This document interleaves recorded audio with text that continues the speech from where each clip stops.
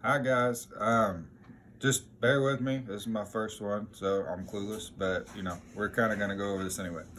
So what I'm gonna do is I'm gonna go over essential Spanish lingo that we can actually use on a day-to-day basis, right? And I thought one that was really important is one that you could use at like Spanish restaurants. So, for instance, yo quiero means I want. So if you said yo quiero un quesadilla de pollo means I want a chicken quesadilla, right? So I'm gonna write it down so that you guys know how to spell it. And my writing is horrible, so it may or may not help you. But yo quiero, all right? And if you have any questions about how to pronounce this, you are welcome to ask later. It's not a big deal. Um, but yeah, yo quiero is really important. Another one is Hispanic culture is very, very important when it comes to respect, especially from children to adults. It's very important to be respectful. Most people know por favor, which is please, right? But a lot of people actually leave out like the con permiso, which means with permission. And they say that with please, it doesn't take place of it.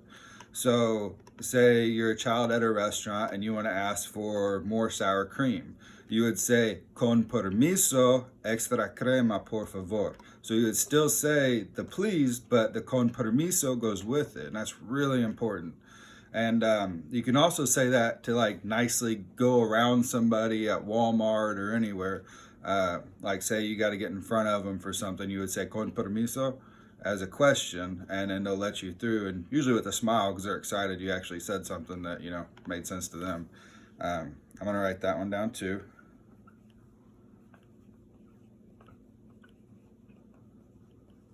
And it would be spelled just like this: con permiso.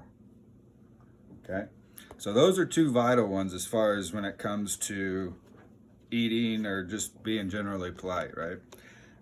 Another one would be like, how are you, right? So if you go up to somebody and you just want to be generally polite, you can go up and say, hola, ¿cómo estás? Like, hey, how are you doing? And of course, there's other ways to say that. So if you don't want to be, formal and it's somebody you could say, ¿qué pasa? Which means, what's up?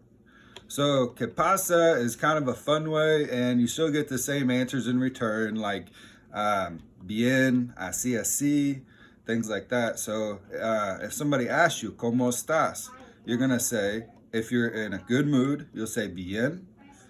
If you're in kind of a so-so mood, you'll say así, así, which means, so-so. Or if you're not feeling good at all, you can say no bien, like no bien, not today. Um, and if you ask them and they tell you, and then they ask you again, you can say yo también. Yo también means like me too. So if they say good, you just say, oh, yo también, me too, Uh, so those are a few things. I'll write them all down so you get an idea. Bien is first. Así, así. Uh, no bien. And yo también. So yo bien, así así, no bien, and yo también.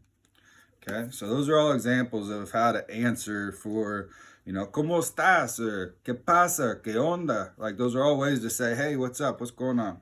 Um, yeah, so this kind of concludes the first session. I just want to do something quick with you, kind of give you something to go over a few times.